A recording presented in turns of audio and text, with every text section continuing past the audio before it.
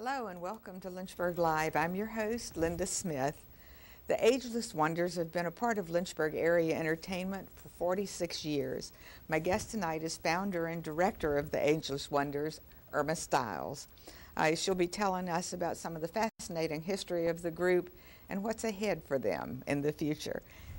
Erma, welcome to Lynchburg Live. Thank you. As we get started, I know that you wear a number of hats in this community, and it's not just Ageless Wonders. To begin with, where I met you was at the Monroe United Methodist Church, where you're the music director.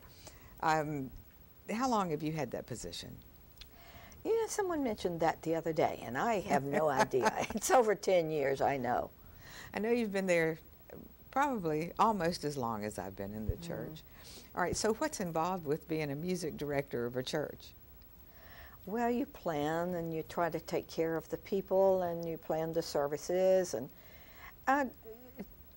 it's all a volunteer thing on their part. If you hire somebody, they're going to show up because they want a paycheck. Right. But there's no money involved with a volunteer thing. So it's always a question, are they going to be there? You know, it takes a lot of faith.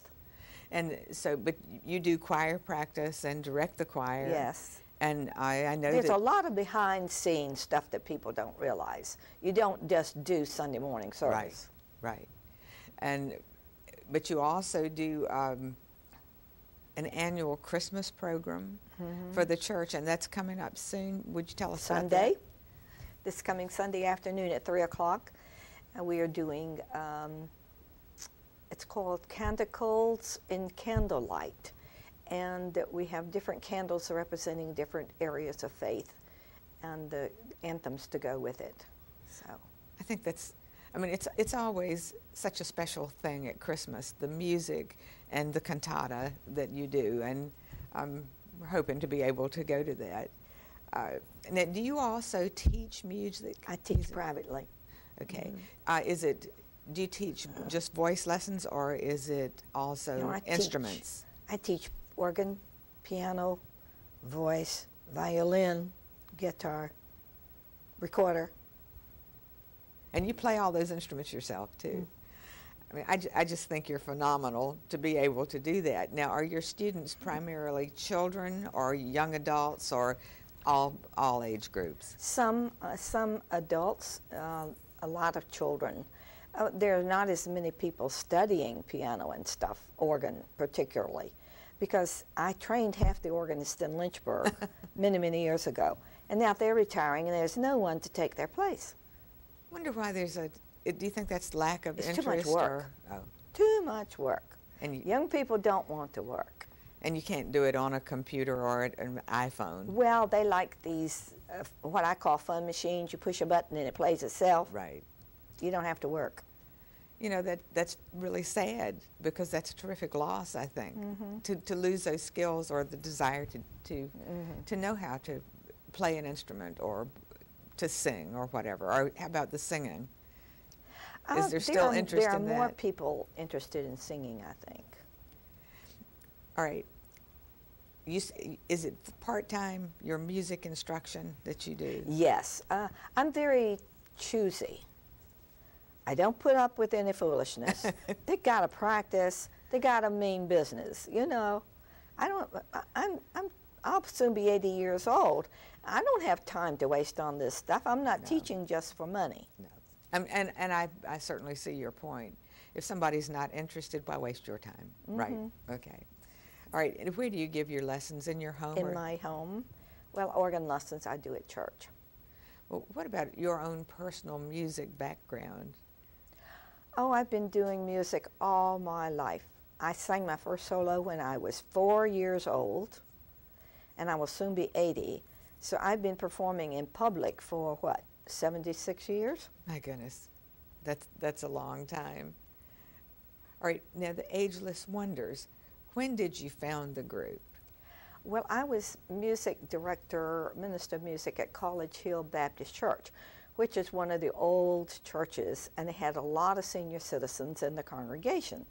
The minister's wife kept talking about, we should do a ministry for the senior citizens. Well, Tina, who is my co-director, was secretary at the church and helped me with the children's programs. And she said, if you will shut up talking about this thing, I will help you get it started. So she sent out a letter, and we had 50 people come for the first organizational meeting. And that was in the last of February, 1st of March. So we have maintained a 50 membership for many, many years. And at first, we were just members of College Hill Baptist Church because we had a lot of senior citizens. And then other people got interested, so it's become an interdenominational thing. And we have people from Appomattox and Amherst, Great. Monroe, Madison Heights, Roanoke, Forest, as well as Lynchburg. Now, you were young. You were a young woman when you formed this group. Is that correct? Yes, yes. I was about 35 years old. And how did you find it working with older people? Well, see, I had been doing, College Hill was a rather large church. We would have 1,000 people on Sunday morning. Oh, that is I large. had over 300 people involved in the choir program and had 11 different choirs from the very youngest to the very oldest. And we had a senior adult choir in the church. So that was sort of a nucleus for the thing. They were familiar with us and everything. So we started the thing at that time, and it just grew, you know, a phenomenal That's wonderful thing. What was your age range with the first group of people? Well, we were lucky because in those days you didn't have people working until their 70s. Right. You know, people keep working because they can't afford to retire. And in those days, most of them were just housewives. We didn't have any professional people, so to speak. And some of them were very good entertainers. And so they were senior citizens, and this was a difficult situation for me because I talk fast, I think fast, I move fast. You know, seniors, I had to slow down to their level. And I'm sure that that was difficult. Mm-hmm. But it was also really stimulating for them, I'm sure, and something good for them to be doing. Well, when we first started this thing, we did a little show. We used to have a huge Halloween party. And so we said, let's perform. We had like a fairway thing, and different groups were performing. And I said, let's do something for the Halloween party. And they said, oh, no, we can't do that. Tama's beating on I think a dish detergent jar jug. So it grew from that. Then they caught on, the people liked it, and we did one for the public, and everybody applauded, and that really sold. I'm sure it did. Then they were telling us what to do. So was the name of the group the Ageless Wonders from the very beginning? No, we were called the Senior Citizens of College Hill Baptist Church for a number of times. Somebody called us the Hep Cats. Oh, that's cool. So we had many different names, but we would always form a friendship circle at the end of the day. And Marion, it was a circle that started this thing as a mission action project. Oh, that's cool. And she said, you know, it's just amazing how you all are getting younger all the time. It's just a wonder. So we put it together and became Ageless Wonders. Oh, that's an excellent name. Now, what kind of performances did you give it in the beginning? Just choral performances? Oh Because no, I know we've always done live jivey. We've had some very good soloists over a period of time, and they would do that and little routines and different aspects of things. And when we first started out, we would do a different show every year with a different costume every year. But when we came to 1982, we wanted to do the World's Fair, and we said, well, let's do Hear America Sing, which was really an extravaganza.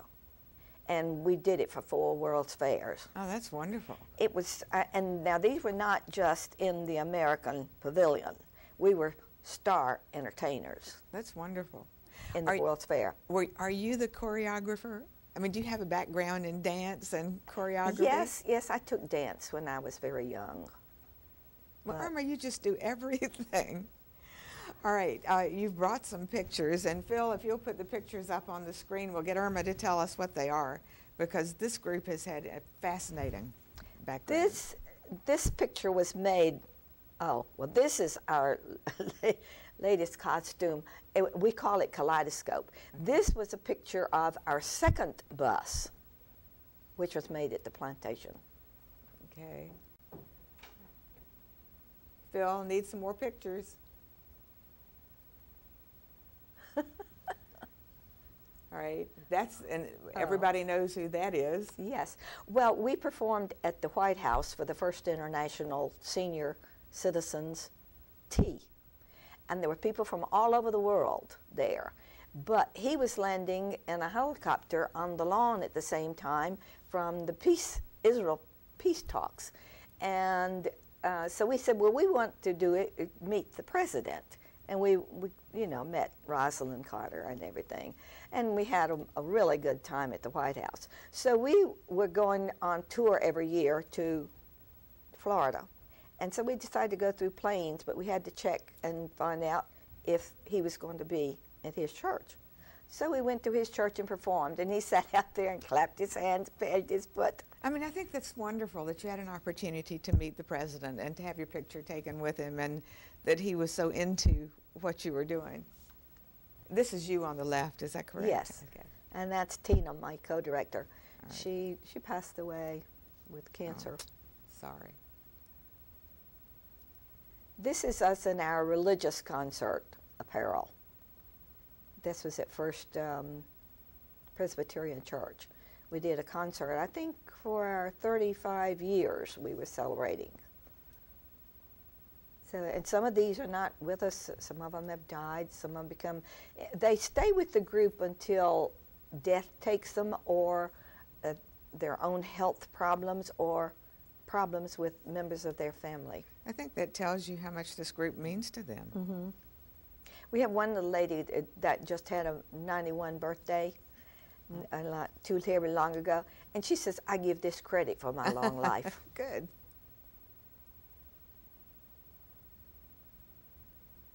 Oh, this is the memorial up in Bedford. The D-Day Memorial. Yes, right. And we performed for that, and this was some of my students, the young ones doing the choreography and stuff.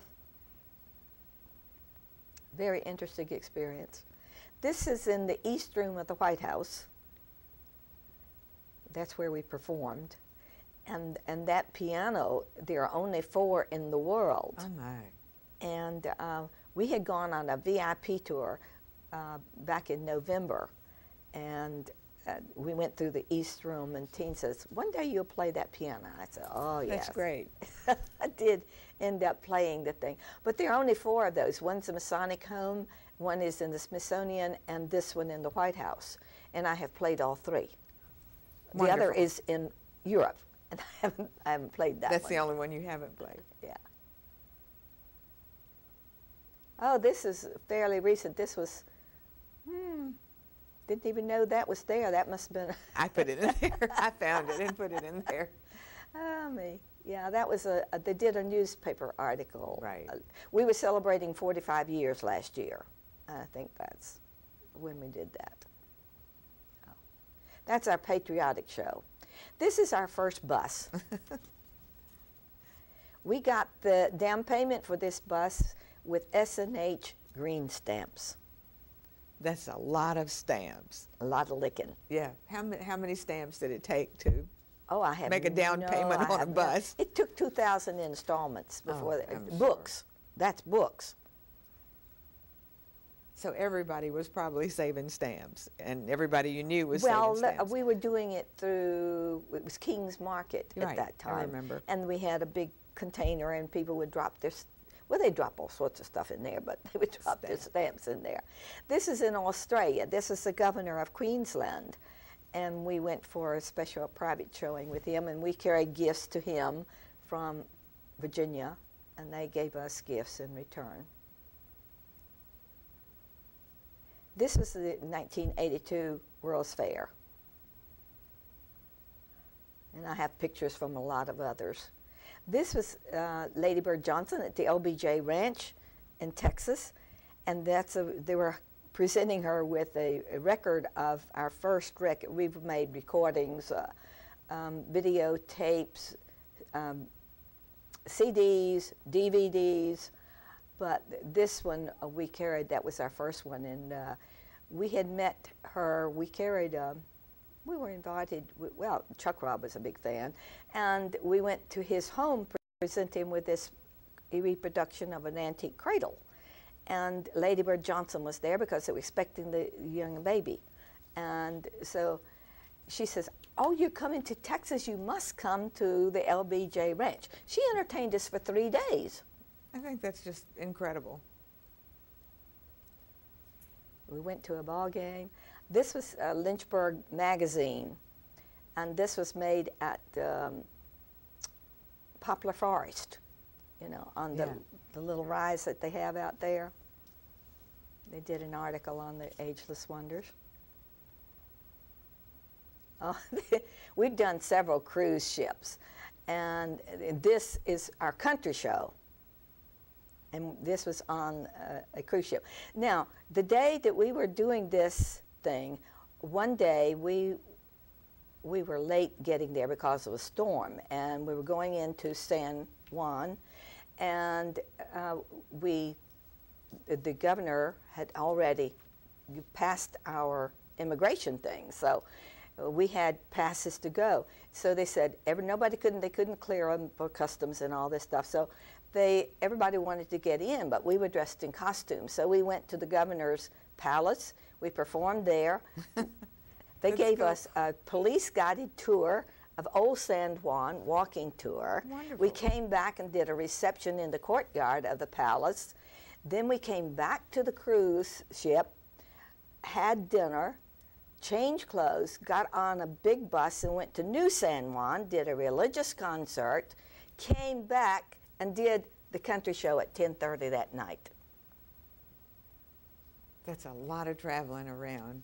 I'll tell you, Erma, you must be extremely proud of the history of this group that you've founded, and you know where all you've been and what all you've done. I just think it's amazing that you've done all this. And I have some questions like,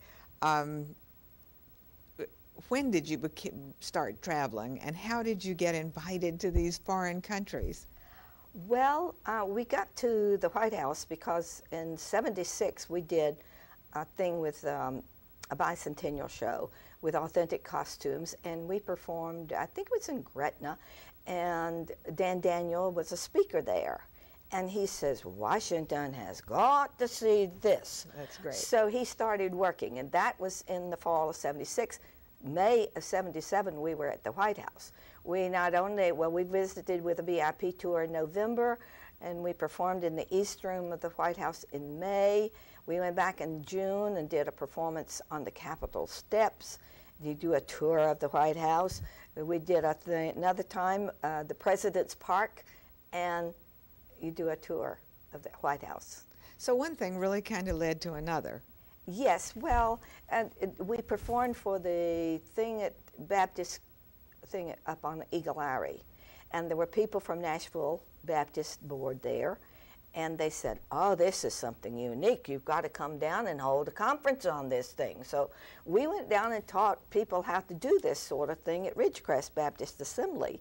And then people saw us. They were from all over the country, and they'd say, "Oh, you got to come to our church. You got to come to our place." So we had so many invitations. We were chartering a bus.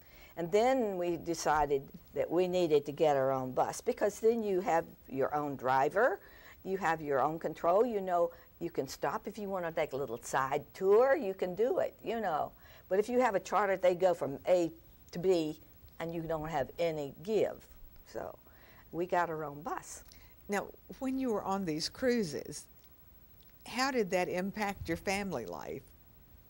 And you were teaching music and... Well, you'd say, well, I'm going to be gone for a certain length of time. We went across country for 5 weeks one time. 5 weeks is a long time. That is a long time. That's quite a time. All right, so we know you've performed just about everywhere nationally. How about internationally? You mentioned. Yes, yeah, we've been into foreign countries and performed. So, All right. On these cruises, did you take your family with you, or did you just leave them? Some of them would take grandchildren or husbands or. Well, that's a nice thing to be able to do that. So you have the distinction of performing, you said not once, but twice at the White House and at the World's Fair. I'm trying to get in my head all the places. Well, it's highly unusual, as they told us when we went to the second World's Fair. And they said, I understand this is the second time you've been to the World's Fair. They said this is very unusual. It was unheard of that one group was asked more than once to perform as a headline entertainment for the World's Fair. And are you a nonprofit? Yes. I didn't know if you were registered 501. that way. Yeah, 501c3. All right. Now you still perform. Do you still perform with the same amount of time that you were performing in the past, or have you slowed down a little bit? Or well, my mother was quite ill for a number of years, and I was responsible for her. She was in a nursing home in Bedford, and I had to go up there. But it was hard to do. Now, when we were performing, we were on tour to Florida, and Teen's mother died. They put her in cold storage until we could get back. Oh my goodness! Because we were invited for some kind of a conflab. I don't remember. It was a statewide thing in Alabama or Georgia, somewhere down there, and 100 churches were invited. Well, she died today. Tomorrow, you can't get in touch with 100 churches. No, and I understand. Did you run into that sort of thing often? No. Not necessarily that particular, but having to try to decide whether to stay or go. All right. Now, I know this is a big, busy season for you. What's coming up for the Ageless Wonders right now? Well, we've done 2 performances today. That's what I thought. Yeah. And where were those performances? Well, we were at the Summit, and I make a schedule. I don't know where I'm going unless I look at that piece of paper.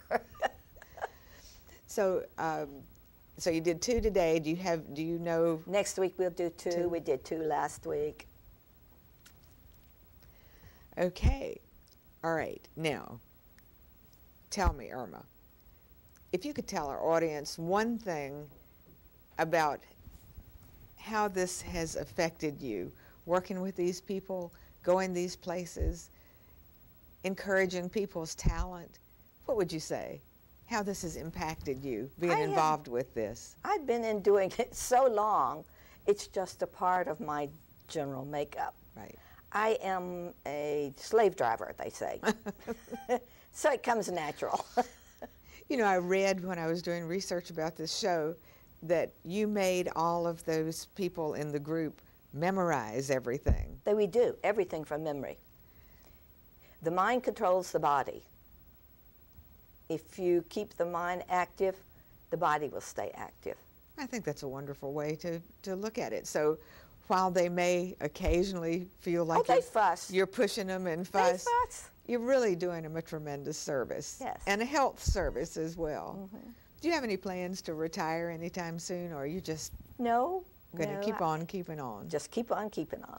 I think that's wonderful, Erma. I know that in our church that when you're not there, you can see, I mean, it's like a palpable law. Something's missing, you know, because you're such a big part of the church, and I think you do a wonderful job there. So I do wish you all sorts of luck in getting through this Christmas season and holidays and all the good stuff that you do. And keep on keeping on. And I thank you so much for being on this show. I enjoyed being here. Thank you, Erma. All right, I hope you've enjoyed tonight's show. My next show will feature the Mysticon Science Fiction Convention. Thank you for watching. Have a wonderful evening, and do have a very Merry Christmas. Good night.